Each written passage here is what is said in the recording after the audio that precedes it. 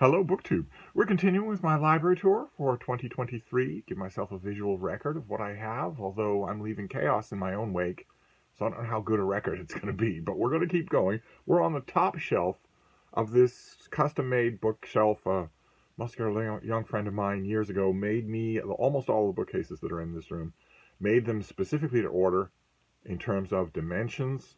There were some that I wanted to neatly fit a standard hardcover.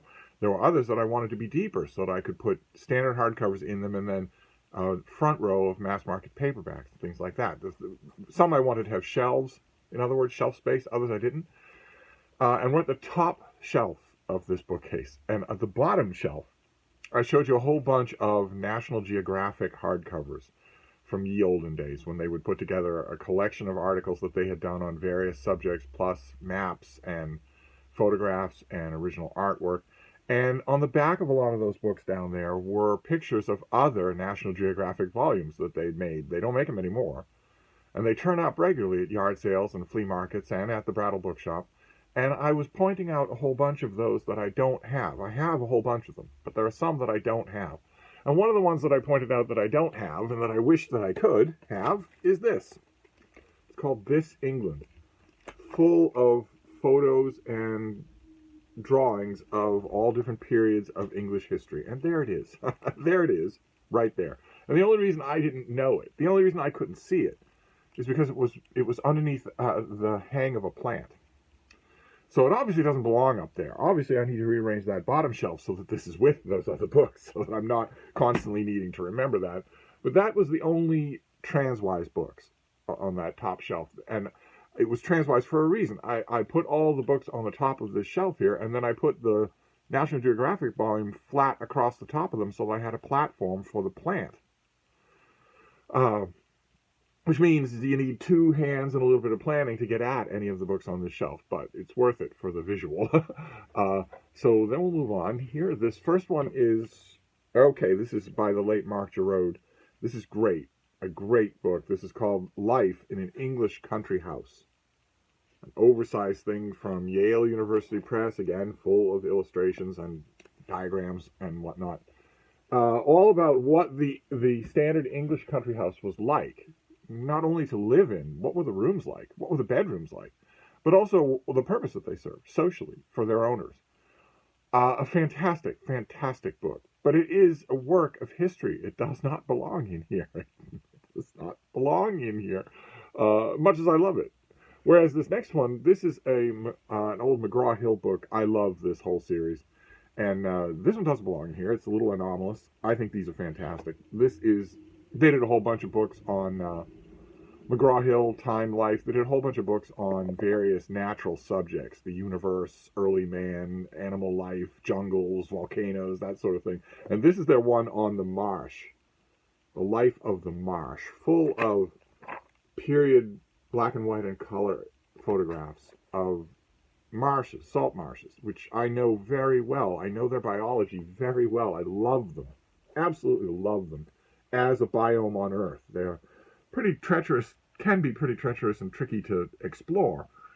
But boy, oh boy, do I love them. They are so beautiful. I don't know that I have any other volume in this series, but I kept this one because I love it. I love it so much. Okay, then, great. This is another one from Yale. This is so nice. This is so nice. I wonder if this has a pub sheet in it still. It does. It does. So this was from 2009, before we were talking to each other. And this is by Mark Purcell, and this is the English Country House Library. Look at that. Oh my God. This has French flaps, and it is full of the stories of country house libraries and the unhappy men who founded them and put them together. So here you will have, first of all, beautiful pictures in black and white and color. But you will also have diagrams of how they worked, how they were set up, and also, when it comes to country house libraries, probably most importantly of all, their inventories.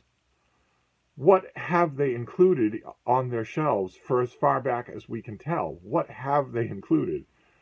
Usually, a lot of these men who designed and built these libraries and then spent a large amount of money in various book hubs, London and Edinburgh, to get books for their library, usually they would have a librarian. They would have some sort of domesticated curate that they would employ to keep track of their library, to keep an eye out for volumes that they need, to oversee the refinishing of books, and also to inventory those books. We have written inventories that are invaluable. Okay, then we go from the sublime to the ridiculous, but oh my, how ridiculous. This is by Gregory Bonin and Brad Allen Lewis, and it is called Baywatch, Rescued from Prime Time. And there is Mike Bergen on the cover, struggling to breathe as he lifts one of his supermodel co-stars. He's not struggling to breathe because she's heavy. I assure you she weighs 70 pounds. He's struggling to breathe because of a lifelong tobacco addiction. But this is, as you can tell, the story of Baywatch, the greatest show ever produced in any kind of plastic medium, whether it be television, streaming service, or movies. I loved the show to distraction. I remember one time, in its early years, once it had embraced its formula of slow motion running on the beach, in its early years, one dude bro roommate of mine said, "Dude, what I know about you, I don't see what you're getting out of this show. I mean, I'm watching it for the scenery. You know what I mean? Huh? Pass me that pizza." And I thought it was hilarious. Absolutely hilarious. I just smiled at him. I love the guy. I just smiled at him. I wanted to say to him, "Okay, so you're under the impression that you're the only one who has scenery in this show?" I honestly don't know. I honestly don't understand some people sometimes. But this is a story of Baywatch. In all of its different incarnations, with all of its different scandals and stars. Here we have, here's a cast again. There's Mike Bergen again. And that towering figure right there, that 19-year-old, is Jay Momoa. That's Jason Momoa, who has gone on to become, a big fan favorite as a He-Man. But he was in his Abercrombie and Fitch very young modeling days. And that still is actually from Baywatch Hawaii, which was the show's last gasp. But this dishes the dirt. It doesn't just tell a PR-approved story about the show. It dishes the dirt on actors who wanted more money than they were worth, on actresses who threw substance-fueled temper tantrums on stage, all sorts of zoning problems with whatever city was involved. I mean, you've got, your city, let's say Los Angeles County, and you've got a show that wants to set up and do all sorts of water work with actors in the water. That's a lawsuit waiting to happen. You're going to have a lot of hoops to jump through. We don't have books like this for many TV shows, and I wish we did. They're now buried as thick as snowfall with non-disclosure agreements. But once upon a time, there were ways around those. Once upon a time, that wasn't common. I wish we had more books like that. I wish every book had at least one. But this, it's wonderful, absolutely wonderful. Okay, then we have a very old book from Bobbs and Merrill. This is The Courtship of Miles Standish by Henry Wadsworth Longfellow. And that would not have been the selling point for your bookstore customer in, what was this, the 1920s? When did you come out, my dear? Are you going to tell me? You're probably not going to tell me. You didn't really care about telling me that back then. Let's see. Let's be very careful here. We have to be very careful. 1903. This edition came out in the 1850s, but this volume came out in 1903. So 100 years ago, 120 years ago. The draw on this cover 120 years ago would not have been Henry Wadsworth Longfellow, although if you'd asked anyone on the street what the greatest American poet was, they'd have said his name. He's forgotten now. They wouldn't have said Walt Whitman, or they wouldn't have known that Emily Dickinson existed, but they would have said him. But no, the real draw is that, Howard Chanley Christie, Howard Chanley Christie was the artist on this volume. He did the full-color plate at the front,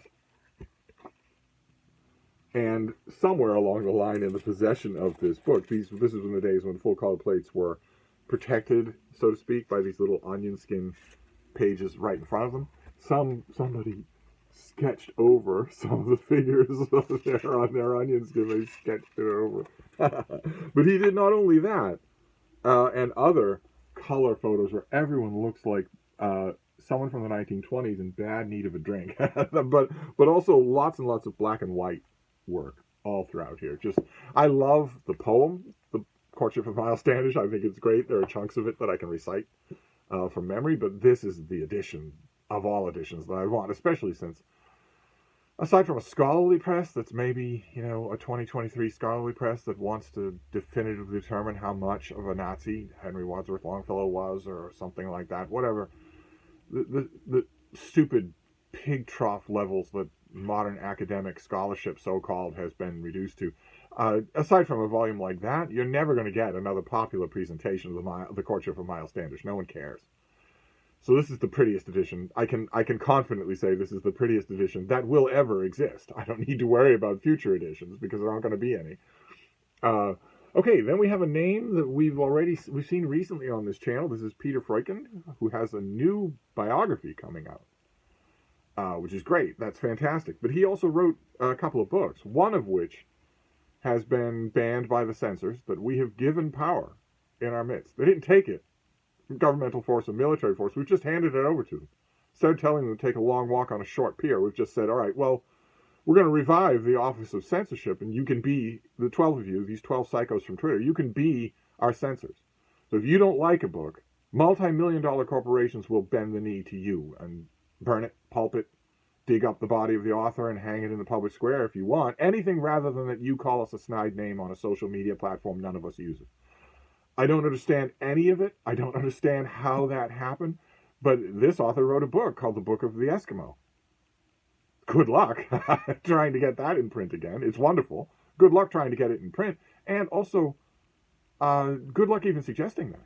If you're at an editorial meeting and you're, an editor at a publishing house and you suggest that you reprint it because it sold 1 million copies when it was out the last time, it's not just that your suggestion will be rejected. It's that you will be fired that day. There'll be a security person waiting for you at your desk when you leave the meeting. And you'll think, okay, I didn't realize it was that bad. I'm very sorry. Can I go to re-education camp rather than lose my job? You'll be told no. And you'll go and you'll figure, well, I know a lot of other people in the publishing industry. I'll do my best to get another job. You'll find out in an hour that they've all received an email about you. All of them have. And that they will be fired if they hire you. So you trudge on home and you find that in that hour, just an hour, your house has been smeared with eggs and excrement. And you think, well, I've got, like most Americans, I have no savings and I'm living from paycheck to paycheck, so I'll have to get another job and I'll get a quick job just in the meantime. So you go to Lyft and you apply to be a driver and they say, I'm sorry, we were told you were a racist. We gave that kind of power to a group of people, 12 people from Twitter. But this book, at least, is not touched by that. At least not as much. This is Peter Freuchen's Book of the Seven Seas. Fantastic, big volume. This is the kind of thing that I mentioned. Was it at the beginning? Yeah, it was at the very bottom. It was at the very bottom of this bookcase. This is the kind of book that I mentioned then. A big, ramshackle anthology about lore of the sea, history of the sea, timelines of the development of ships, the development of fishing, the development of sea lanes, that sort of thing. He was in a really good position to write such a book, and as a result, the book is just a treasure. Just a treasure. If you want his book on the Eskimos, well, you're going to have to go to a used bookstore and wear a fake disguise. And just pray that no one finds out, including your own relatives. If you have relatives under the age of 25, they will disown you and they will help to burn your house. But anyway, this next one is a one-volume abridgment.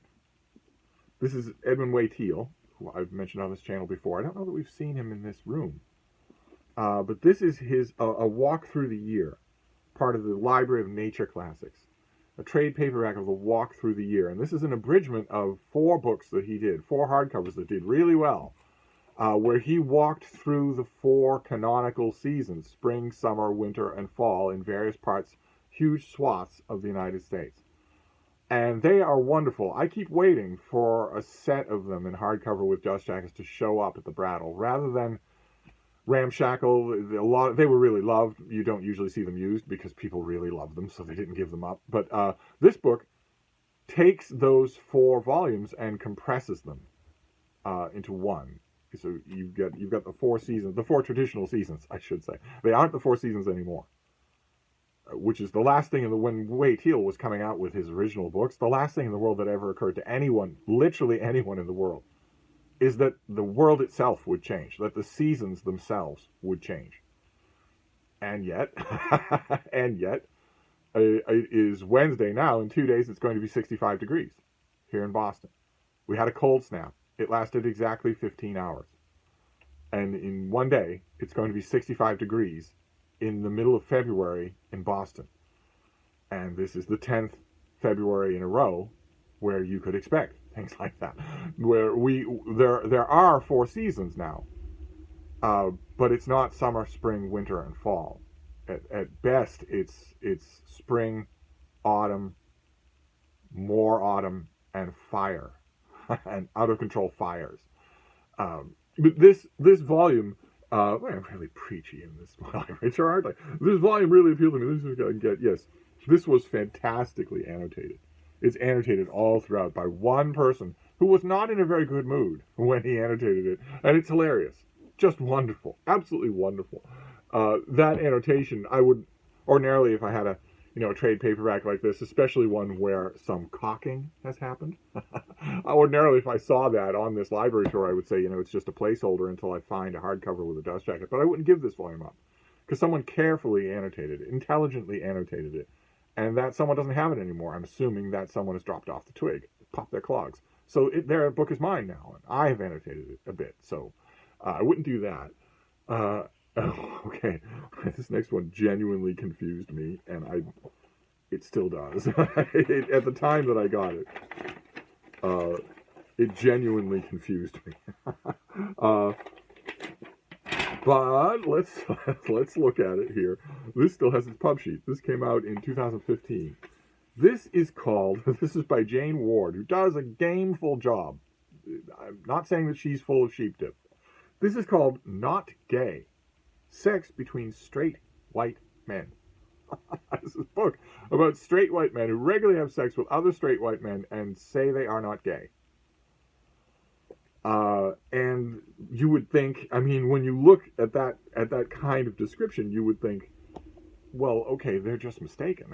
That's all. They're in deep denial. Probably they've been socially conditioned that being gay is, I don't know, feminine, weak, sinful, whatever, all of the things that it's been called. It's just a thing that people are. It's not any of those things. This book isn't that. It's more complex than that. You can't reduce a lot of the testimonies of the men in this book to that. And so what do you do? What do you do? Now, there's a very strong argument to be made that the oddities, the throwbacks, the 1 in 8, that sort of thing, the statistics, the caustic statistics that have always been put forward for gay people, there's an argument to be made that number, 1 in 10, 1 in 8, that caustic appraisal, although I wouldn't make it caustically, is just a fact. There's an argument to be made that 1 in 10, 1 in 8 isn't gay people. It's rigorously straight people. It's people who cannot change what they do under any circumstances. It's people who, stereotypically, guys who get angry or even nauseated at the thought of what gay men might be doing in their bedroom. It's possible, there's an argument to be made that the number of humans, the percentage of humans who feel that way, just an ironclad binary nature where it's ironclad. I am heterosexual and I am violently, absolutely, incontrovertibly nothing else. There's an argument to be made that is a very small percentage of the human population. Certainly your nerve endings don't know the difference. They don't have any way of knowing what they're being touched by, and they respond the exact same way. When you don't know what you're being touched by, your nerve endings respond the exact same way.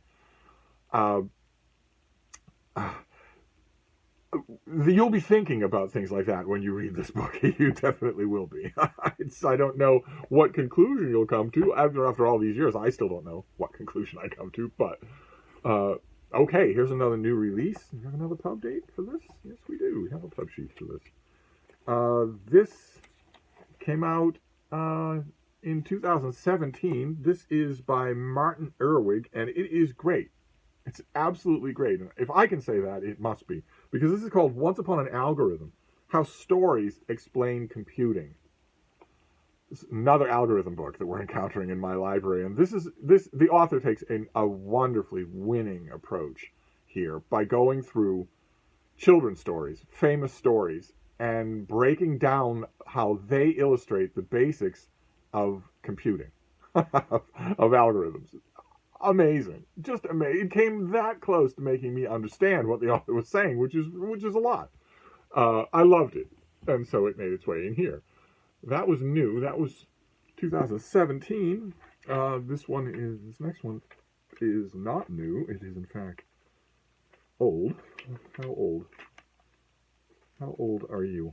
1947. This is by M. McQueen Pope, and this is Carriages at 11. And it's a history of the theater. It's glimpses of days of theater past, which I love. I was, once upon a time when theater was affordable, I was a huge fan of theater. And went a lot. I went to a lot of plays. And this is a bygone era when the shows and whatnot got over and you had carriages waiting for you at 11. This would be, the equivalent today would be an Uber at 1 or something like that. This has all of the black and white stills from the hit shows of the time. It has all sorts of mentions of shows that weren't hits, that were just there and gone, which is fascinating for somebody who's a fan of the history of the theater.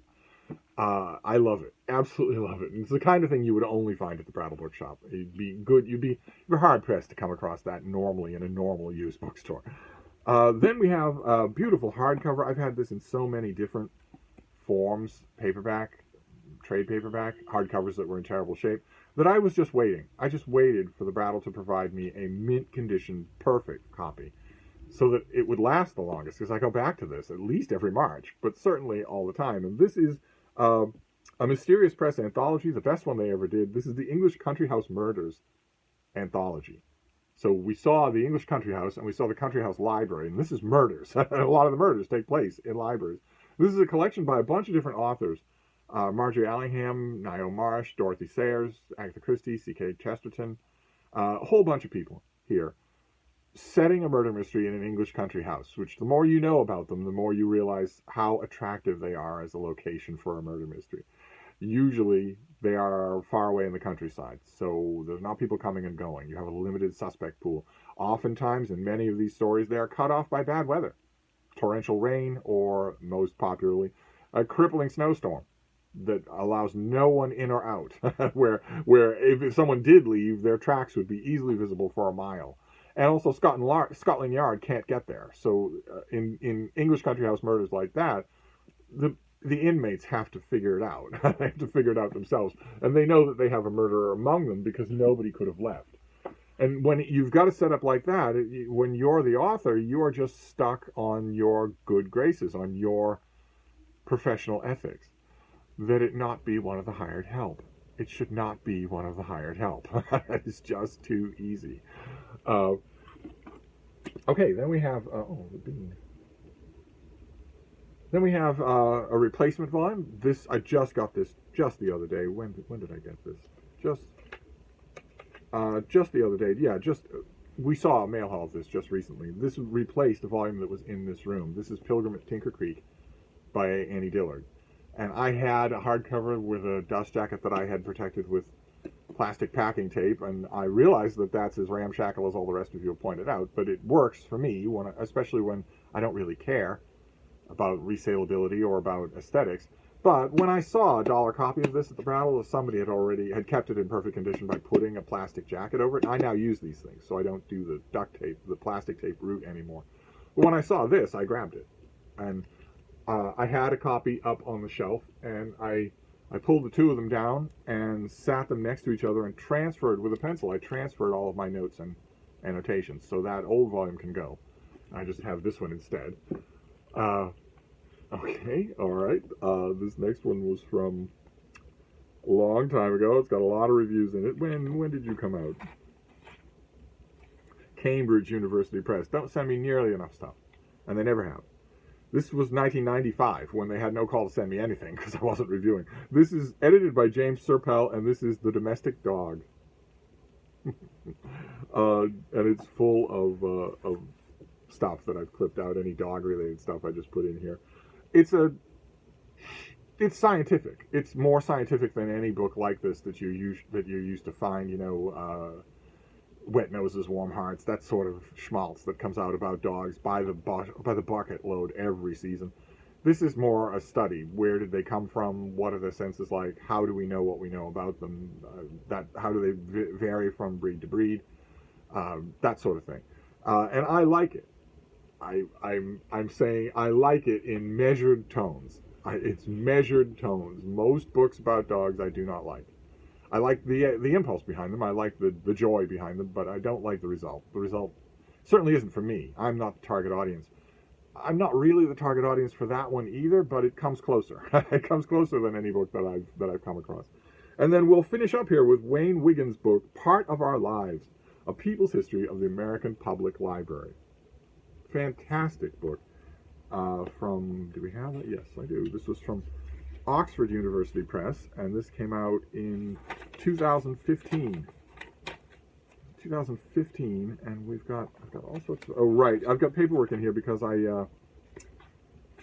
as you can see, my custom is to put reviews and connected articles inside books on their subjects rather than put them in a file somewhere. I'm never going to check the file, but I am going to check the book. And this is great. It's a history of the concept of public libraries, especially in America, and I just love it. Absolutely love it. So we have, two library books? 2 books about libraries on this shelf, and we've had a couple of others on this bookcase. And that ends this bookcase. We are done. We're done with this bookcase. But since I don't think the reaching up out of the frame is too inhospitable, I really don't think it's that bad. I think I'll do that for the first shelf of this next one. Rather than use a step stool. I'm within reach. I asked Joe not to make these too tall, and he obliged. He took his shirt off, and he obliged. So I think that's what we'll do next time. So we'll try it out and see how insufferable it is. I will see you then. Thank you, BookTube.